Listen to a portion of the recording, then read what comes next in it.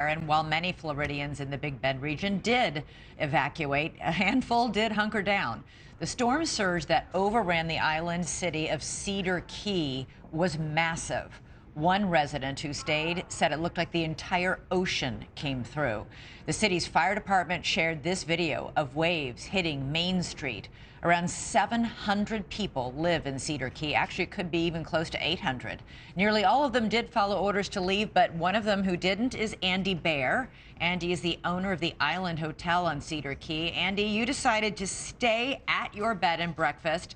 Tell me what it was like during the day when this hurricane hit. I'm telling you, Elizabeth, it was fabulous. I've never seen anything like this before in my life. I mean, water levels at some points was 11, 12, 15 feet surges just coming in. My groundskeeper, Miguel, actually his dog was outside and started floating away. And I said, Miguel, dog gone. And Miguel actually was able to go out there and rescue it, and we got Miguel back in. How high were those waters, did you say? Oh, I'm going to say 11, 12, 13 foot. It was at least two of me. It was coming in first floor of my hotel here. We had to go to the second one. As I said in the intro, one resident said that the downtown of Cedar Key is completely underwater. Is that what you're still seeing as well? Yeah, that's the same statement that I'm making, Elizabeth. And the hotel is on the National Register of Historic Places. How much damage did you suffer? It's hard to tell at this point if it's catastrophic or just minor due to the water not receding all the way yet. This hotel was established back in the late 1800s. It actually started out as a general store and post office in the area. I'm curious, you're not the only one who chose to ride the storm out. There were about 100 other people in and around Cedar Key who did as well. Have you seen or spoken to any of them? Do you know how they're doing? I don't know exactly how everyone's doing in the area. I've not been out actually having time to check on the community, but I do have several people here at the hotel with me that we have been looking at. Like I said, Miguel, my groundskeeper, he's here. Lulu, she's the head housekeeper at the area. She's been out here with us, her and her family and stuff. We've been using, what stuff we was able to store back. She went to Target there a few weeks earlier to make sure we had good flotation devices and such. And you say that you were there for the entire storm. I'm curious, when it first hit, and you're right where, you're right in the area that it hit, it was a powerful Category 3 hurricane. In fact, it had been a Category 4 at some point when it was over the Gulf of Mexico. Can you describe for me what it sounded like? Yes, it sounded just like this, Elizabeth.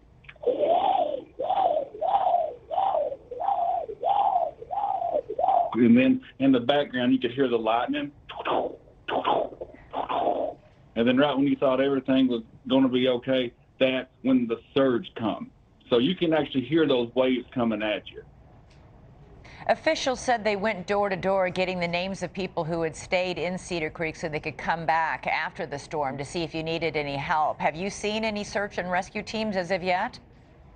As of right now, I'd like to give a big shout out to the governor, Ron DeSantis. I think he's doing a fabulous job out here right now trying to keep all the Floridians safe.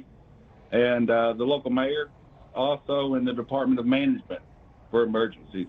I think everybody has done the best they can with the poor situation that we're in. How long are you prepared to stay there, or can you stay there? Do you have supplies to last? We have quite a bit of supplies here. How long it don't water rise up anymore. I mean, we do have a small restaurant and stuff in the facilities. We was able to store quite a bit of food. Right, but you don't have any power. No, we don't have no power, but pretty much at this point, once you get into a hurricane, you stay till it leaves. And how many people do you have there at the hotel? We have 10 rooms in total right now. We've only got 9 of them filled. You've got 9 of them filled? 9 of them filled. Yeah, we got 1 left. Okay, so you've got 9 people there staying at your hotel? Mm-hmm. Yeah, like I said, a couple of the people that I have working for me got pretty big families, so we stretched them out. Okay. All right, Andy Bair, I hope you guys stay safe and that help comes soon. Wow, you really managed to weather one of the big ones, as they say.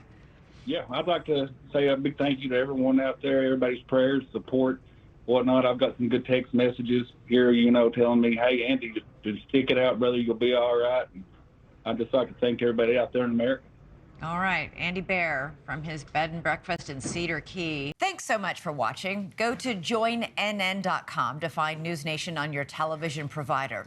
And don't forget to click the red subscribe button below to get more of NewsNation's fact-driven, unbiased coverage.